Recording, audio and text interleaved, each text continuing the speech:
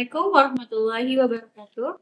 Perkenalkan, nama saya Novi Nurdian. Saya merupakan dosen di PGSD STKIP Islam Sabila Muhtadin Banjarmasin.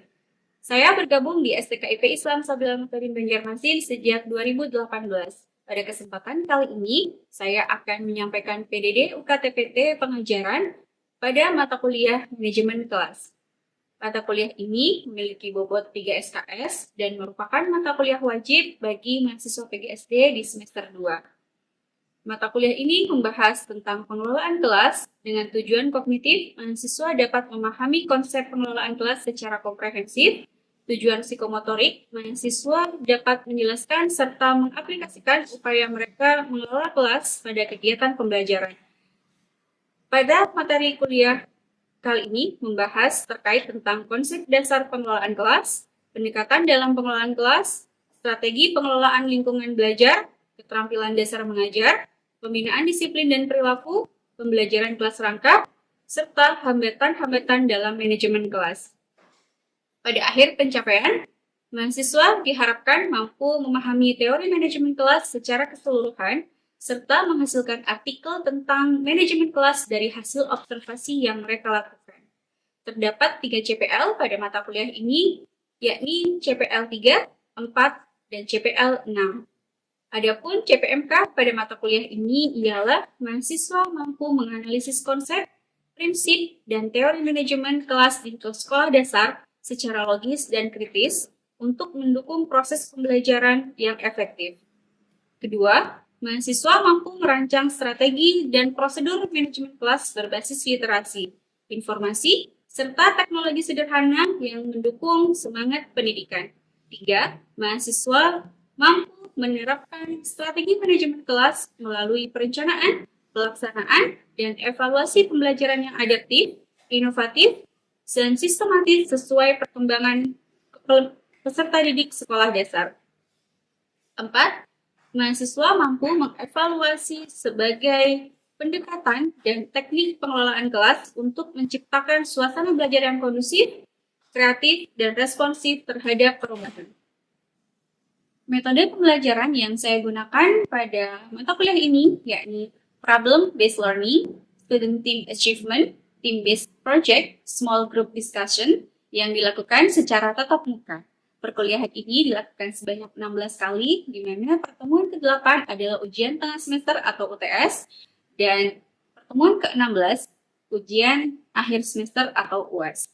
Media yang saya gunakan berupa kuis interaktif Kahoot, Canva, dan video pembelajaran. Referensi yang saya gunakan pada mata kuliah manajemen kelas ini berupa buku referensi karya ahli, serta artikel jurnal bereputasi karya saya sendiri tentang pengelolaan kelas dan karya ahli yang mempunyai nilai kebaharuan dan nilai teknologi pada masa kini. Pada kesempatan kali ini, saya akan menunjukkan pembelajaran yang saya lakukan melalui micro-teaching pada pertemuan ke-9 dengan materi perkuliahan pembelajaran kelas rangkap atau PKR. Pada pertemuan kali ini, diharapkan mahasiswa mampu memahami terkait hakikat pembelajaran kelas rangkap, prinsip dan aneka model PKR, serta gambaran dan praktiknya. Pada pertemuan ke-9 ini, kegiatan pembelajaran dibagi menjadi 3 komponen proses pembelajaran, yakni Delivery, Interaction, and Assessment atau DIA, di mana delivery saya akan menjelaskan materi RPS dan tujuan pembelajaran pada pertemuan ke-9, kemudian menampilkan video untuk mahasiswa review terkait materi yang akan saya sampaikan. Selanjutnya, pada interaction, saya akan menjelaskan materi perkuliahan dan dilanjutkan dengan diskusi kelompok kecil mengenai materi yang dibagikan dan presentasi tanya-jawab. Kemudian, asesmen pembelajaran dilakukan dengan kuis melalui aplikasi Kahoot serta tugas kelompok berupa paper tentang model dan terkait pembelajaran PKR yang akan dibahas pada pertemuan selanjutnya. Assalamualaikum warahmatullahi wabarakatuh. Waalaikumsalam warahmatullahi wabarakatuh. Alhamdulillah kita bisa berhadir di pertemuan kali ini, pertemuan ke-9 setelah kemarin teman-teman PS ya. Oke, sebelum kita mulai kelas, ada yang tidak hadir hari ini? Tidak ada ya kayaknya ya. Lengkap semua ya, hadir semua ya. Oke. Nah, sebelum kita mulai materi perkuliahan, kita berdoa dulu. Saya persilakan Mila untuk memimpin doa. Sebelum doa, semoga kita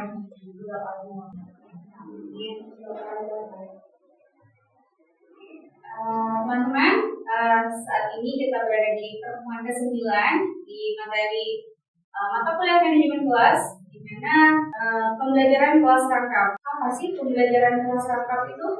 Oke, kita di sini ya. Kita berada di sini sekarang setelah UTS. Oke, sebelum kita ke materi, saya akan menampilkan video dulu. Mungkin teman-teman dulu ke SMA, SD, SMP, teman-teman ini ya, saat jam kosong. Terus? Mungkin nggak seperti ini, tapi ya mirip-mirip lah ya. Oke. Nah, yang paling pentingnya seperti ini. Ya. Ya. Ada ya. Oke.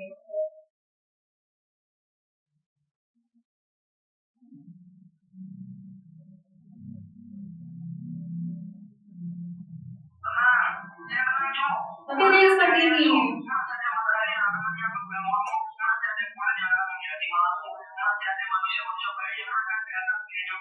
Ada nggak yang mau lagi?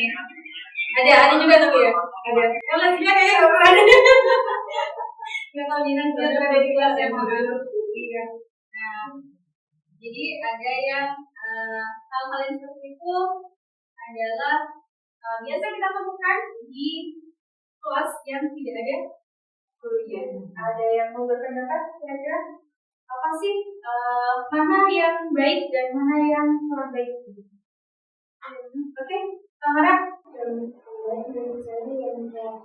Iya. Iya.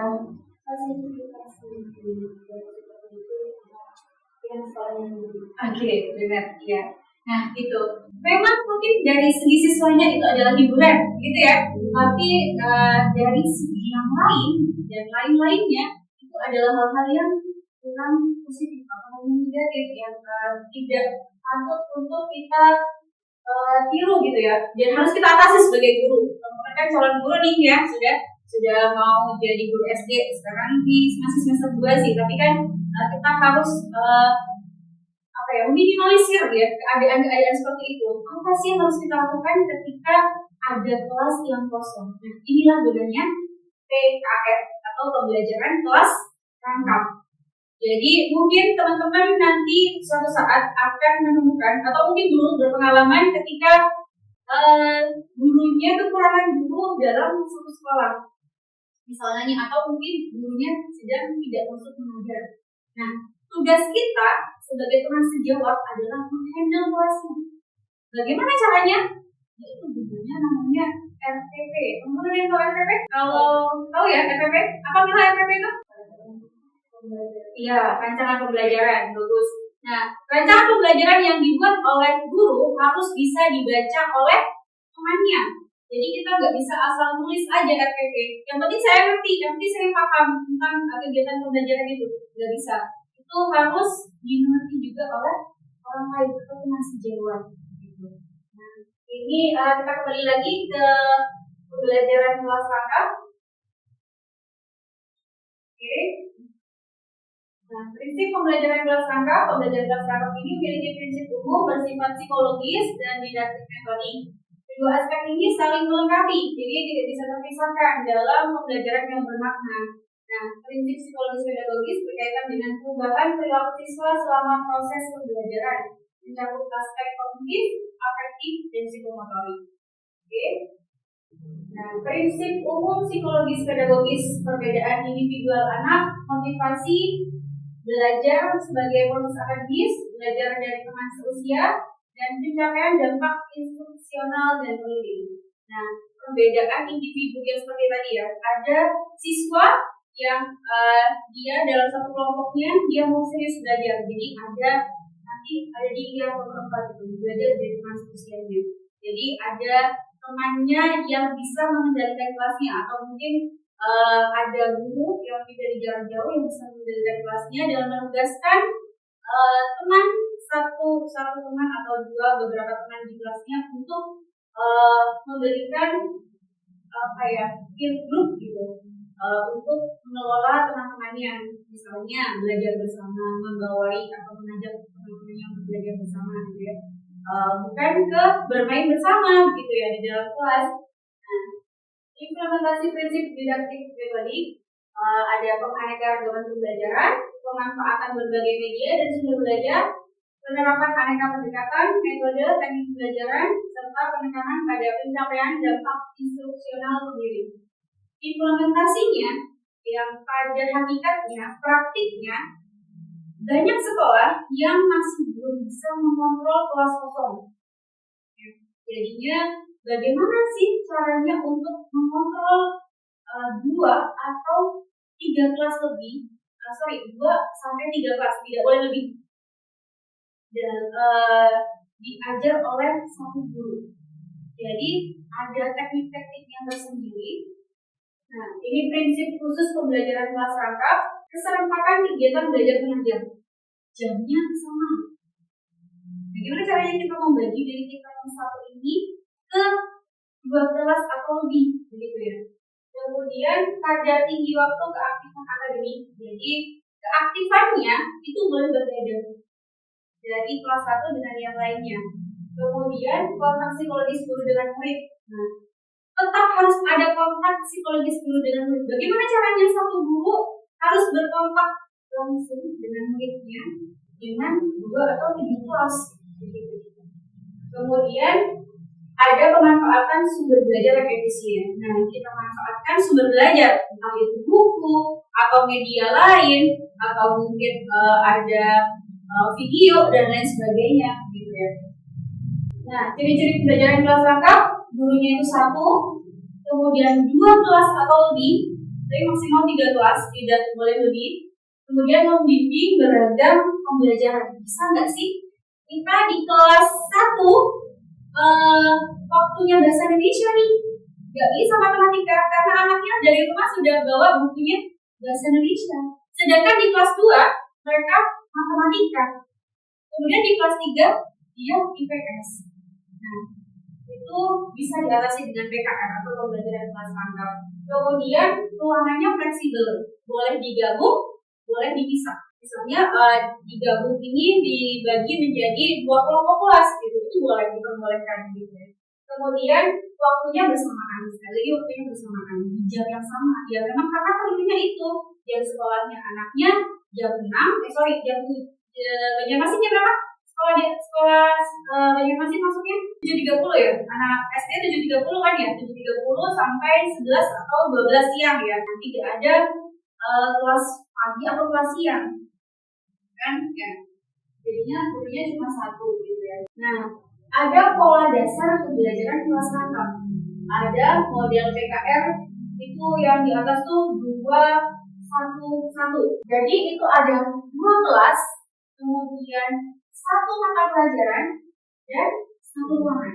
Jadi ada 2 kelas, misalnya kelas 1 dan kelas 2 digabung jadi 1 kelas, biar gurunya enggak capek nih mengerjakannya, gitu. Boleh, itu diperbolehkan. Jadi rumusnya itu yang paling depan itu 2 itu kelas, kemudian yang tengah itu angka yang tengah itu mata pelajarannya, dan angka terakhir adalah kelasnya.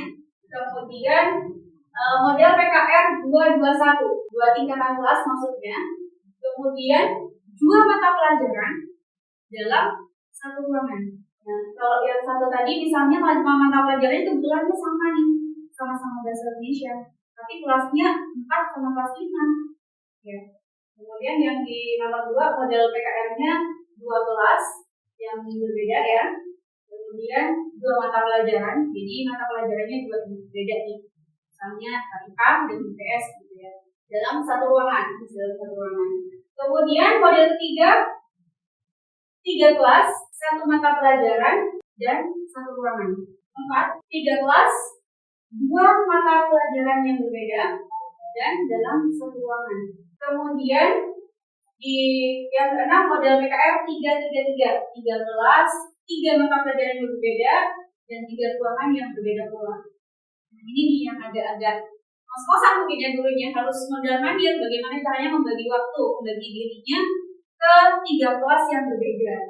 Kemudian di model yang ketujuh adalah model PKR 222, 2 kelas, 2 mata pelajaran, dan 2 ruangan.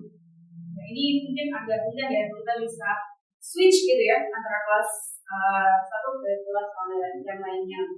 Kemudian yang ke-8 model PKR 111, 1 kelas, 1 mata pelajaran dengan 2 atau 3 topik berjenjang dan 1 ruangan. Salah satu contohnya model PKR 221 merupakan model PKR murni karena prinsip keserentakan terpenuhi tanpa batas fisik. Perhatian tatap muka sebagai wahana pedagogis. Kontrol guru terhadap kelas dapat berlangsung terus-menerus. Model ini sangat dianjurkan untuk digunakan karena paling efektif di antara model PKR lainnya. 221 tadi bagaimana? Kalau 221 berarti 2 kelas, kemudian 2 mata pelajaran, 1 ruangan. Ini adalah model paling disarankan untuk dilakukan begitu ya. Jadi kita tidak perlu switch ke antar kelas begitu karena menguras, mungkin kalau waktu enggak sih, menguras tenaga ya. Kalau kita harus pindah-pindah kelas gitu kan. Jadi cukup kita sediakan 1 ruangan yang cukup luas, kemudian kita pisah antara kelas, misalnya kelas 2 dan kelas 3 ya, kelas 2 dan kelas 3 gitu. Jadi kalau PKR ini teman-teman disarankan tidak menggabungkan kelas tinggi dengan kelas rendah. Misalnya kelas 2 dengan kelas 5 gitu. Nah, model PKR ini hanya mungkin diterapkan jika jumlah siswa tidak terlalu banyak, antara 15 sampai 20 orang. Karena ideal kelas itu tidak melebihi 40 dalam 1 ruangan. Nah, pendahuluan pertama, guru memberikan pengantar dan pengarahan umum kepada kedua kelas secara bersamaan, menjelaskan skenario pembelajaran dan tujuan yang akan dicapai. Nah, itu selama 10 menit. Kemudian kegiatan intinya, guru menerapkan sistem rotasi perhatian. Nah, ini ada rotasi perhatian di kegiatan intinya di 60 menit. Saat kelas 5 diberi penjelasan tentang IPS, ya, kelas 6 mengerjakan tugas IPA secara mandiri. Kemudian sebaliknya, begitu caranya. Jadi mereka tidak meminimalisir ketergantungan mereka dengan kebisingan gitu ya. Jadi nggak ada kelas yang berisik tuh, nggak ada kelas yang nganggur, dan nggak ada yang bermain rap di dalam kelas gitu ya. Jadi kelas 5-nya dijelaskan, diberikan materi, dijelaskan oleh gurunya, kelas 6 diberi tugas. Jadi mereka sibuk akan fokus dengan tugas yang dikerjakan. Kemudian di penutupnya 10 menit, kira-kira 10 menit, guru melakukan review bersama, memberi penguatan, mengevaluasi pembelajaran, dan memberikan tugas tindak lanjut untuk kedua kelas. Ini contoh dari model PKR 222. Kalau 22 tadi seperti apa? Oke, Tamara? 2 kelas. Ya. 2 kelas yang berbeda, 2 kelas, 2 mata pelajaran yang berbeda, dan 2 ruangan. Nah, ini gurunya harus bolak-balik nih. Perhatian tatap muka sebagai wahana pedagogis kontrol guru terhadap kelas tidak dapat berlangsung secara terus-menerus karena masing-masing kelas harus menunggu hadirnya guru secara bergiliran. Waktu tunggu tentunya lebih lama karena guru harus berpindah-pindah antara ruangan satu ke ruangan lainnya. Nah, ini langkah-langkah model PKR 222. Ini contohnya kelas 5 dan kelas 6 untuk guru mengajar mata pelajaran matematika di kelas 5 dan IPA di kelas 6. Ini contohnya ya. Topik yang diajarkan tidak memiliki saling keterkaitan. Proses pembelajaran berlangsung dalam 2 ruangan berdekatan dan berhubungan dengan pintu. Kalau di sekolah SD ini kelasnya itu disekat ya, disehari ya, paling pure gitu. Dia bisa dibuka tutup gitu. Jadi gurunya nggak terlalu capek, pintunya bisa pintu keluarnya sini harus belok ke sana gitu kan ya. Nah, ini proses belajarnya guru memberikan pengantar secara bersama di ruangan yang terhubung, menjelaskan skenario dan hasil belajar yang diterapkan. Jadi dijelaskan dulu nih duduknya misalnya di tengah-tengah ya antara dua ruang itu di pintu yang terhubung. Jadi dijelaskan tujuan pembelajaran kita hari ini untuk kelas 6 kita akan belajar IPA. Kelas 5 anak-anak harus belajar matematika. Oke, buka buku semuanya. Hari ini Ibu kebetulan Ibu A tidak hadir, jadi Ibu yang menggantikan kerjasamanya dan sebagainya gitu ya. Nanti kelas 5 akan begini, kelas 6 akan bla bla bla seperti itu. Jadi nanti kita utarakan tujuan pembelajaran kita di awal gitu. Di kegiatan ini guru bergantian memberikan penjelasan dan tanya jawab di dua kelas. Sementara kelas lain mengerjakan tugas individu. Misalnya kelas 5 dijelaskan materi, kelas 6 diberikan tugas individu. Jadi kita ke kelas 6 dulu, berikan tugas individu kepada mereka untuk mereka fokus dalam kelasnya. Kemudian kita tinggal untuk menjelaskan materi matematika di kelas 5. Kemudian penutupnya guru melakukan review umum, penguatan, tindak lanjut, dan pengantar untuk jam belajar berikutnya. Ini sekitar 10 menit. Langkah-langkah model PKR 222. Jadi nanti teman-teman bisa minta untuk berkelompok untuk membuat matriks seperti ini. Jadi teman-teman bertekan ya. Jadi ada kegiatan pendahuluan, inti, dan penutup. Di pendahuluan pertama, pengantarnya bersama-sama secara bersamaan di 10 menit pertama. Kemudian inti pertama 15 menit ya. Kelas 5 diberikan penjelasan, kelas 6 diberikan tugas individu. Kemudian di 15 menit kedua, kelas 5 tanya jawab, kelas 6 masih kegiatan individualnya. Mereka masih mengerjakan soal mungkin, atau mungkin membaca materi dan lain sebagainya. Nah, kemudian di kegiatan keempat, inti yang ketiga, 15 menit ketiga, mereka kelas 5-nya kerja individu. Gurunya ke kelas 6 untuk melakukan tanya jawab hasil dari kegiatan individualnya. Oke, begitu seterusnya sampai ke penutup secara bersama-sama. Kemudian metode di atas menunjukkan bagaimana guru membagi waktu dan perhatiannya antara dua kelas dengan mata pelajaran berbeda. Selama guru memberikan penjelasan atau tanya jawab di satu kelas, kelas lainnya melakukan kegiatan individual yang telah disiapkan. Oke, sekarang silakan Kofi untuk berkelompok dengan temannya. Di sini kami mengambil pola 1 dan 2 untuk mata pelajaran bahasa Indonesia. Jadi dalam 40 menit pelajaran ini dipendam membuat 10 menit kami melakukan pengantar dan pengarahan yang diberikan dalam satu ruangan yang sama. Lalu lanjut kegiatan inti selama 30 menit di awal. Kelas 1 diberikan penjelasan dan kelas 2 diberikan kegiatan individu atau bersifat tugas. Lalu 3 kegiatan inti selanjutnya yang 30 menit selanjutnya itu di kelas 1 kami berikan kegiatan individu atau tugas. Lalu selanjutnya kelas 2-nya diberikan penjelasan. Terakhir penutup dilakukan selama 10 menit. Kami melakukan review bersama, penguatan, evaluasi dan tindak lanjut kelas. Sekian dari kami. Assalamualaikum warahmatullahi wabarakatuh. Waalaikumsalam warahmatullahi wabarakatuh. Kami dari kelompok 3 ingin mempresentasikan KKR 311. Kegiatan 1, 3 ruang kelas, 1 mata pelajaran, sama 1 ruangan. Di sini pendahuluan awal, 10 menit di awal itu ada pengarahan, sama pengantar, pembukaan umum. Kegiatan inti di 40 menit itu ada penjelasan sama pengerjaan tugas. Di 10 menit terakhir penutup itu ada review umum, penguatan dan evaluasi. Kita mengambil dari mata pelajaran ini ya. Terima kasih. Assalamualaikum warahmatullahi wabarakatuh. Waalaikumsalam warahmatullahi wabarakatuh.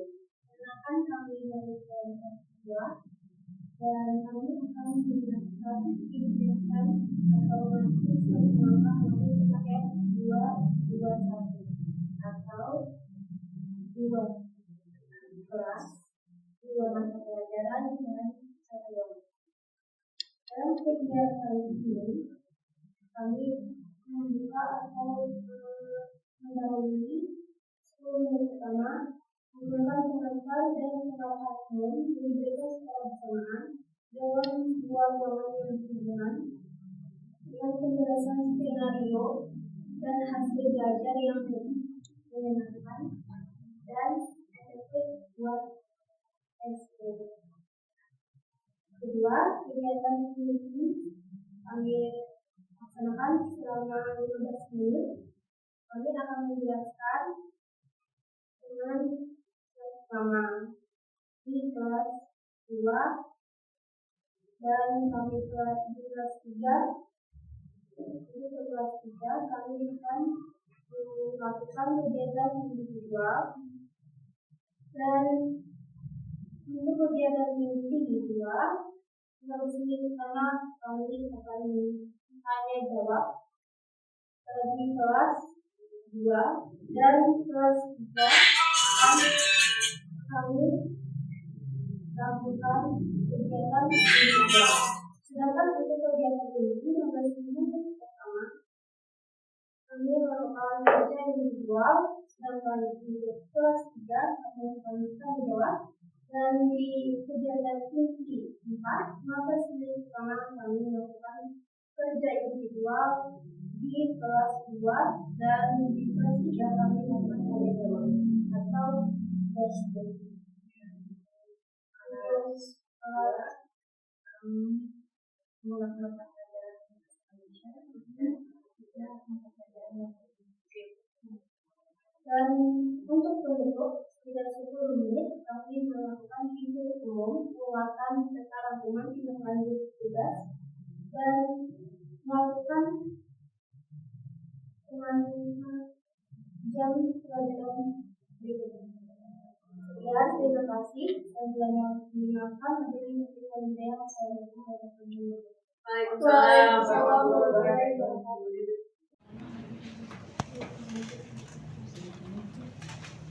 Ini kan lo picik ini kan enggak ya ada yang picik mah bisanya itu ada di situ lo pilih antara merah ini nanti ini oh tuh yang itu menjawabnya itu pertanyaannya jawabnya di sini Teman-teman sudah paham semua ya. Ada yang bisa bantu saya untuk menyimpulkan materi perkuliahan pada hari ini? Oke, Tamara, silakan. materi yang kita pelajari adalah terkait dengan pembelajaran tangkap. Pembelajaran tangkap ialah pembelajaran di mana sang guru itu membagi tugas antara kelas 1 dengan kelas yang lain agar memudahkan dalam pembelajaran sehingga tidak terjadi jam kos atau jam kosong yang tidak menyebabkan murid malas belajar. Terima kasih. Baik, terima kasih teman-teman. Alhamdulillah kita hari ini sudah belajar tentang PKR. Bagus, Tamara menyimpulkan sudah ya PKR ini bermanfaat untuk mengisi kekosongan kelas agar tidak terjadi hal-hal yang tidak diinginkan gitu ya. Jadi ketika ada kelas yang kosong atau mungkin keterbatasan guru dalam satu sekolah, kita sudah dibekali nih teman-teman dari PGSD. Nanti ketika teman-teman di sekolah ya ibu diminta pertolongan oleh kepala sekolah, ibu kelas ini kosong, ibu siap untuk membantu mengajar gitu, terus siap ya. Jadi teman-teman sudah dibekali tentang PKR ini, nanti bisa dipraktekkan ketika terus langsung ke sekolah. Nah, untuk materi selanjutnya masih tentang PKR lagi. Jadi PKR ini sangat-sangat luas. Jadi nanti teman-teman saya minta untuk berkelompok dan membuat paper tentang pembelajaran kelas tangkap. Apa saja sih hambatan-hambatan yang ditemui oleh guru. Jadi silakan review artikel-artikel tentang pembelajaran kelas tangkap dan review juga hambatan apa sih yang ditemui oleh guru dalam pelaksanaan pembelajaran kelas tangkap ini. Oke, terima kasih semuanya. Wassalamualaikum warahmatullahi wabarakatuh. Waalaikumsalam.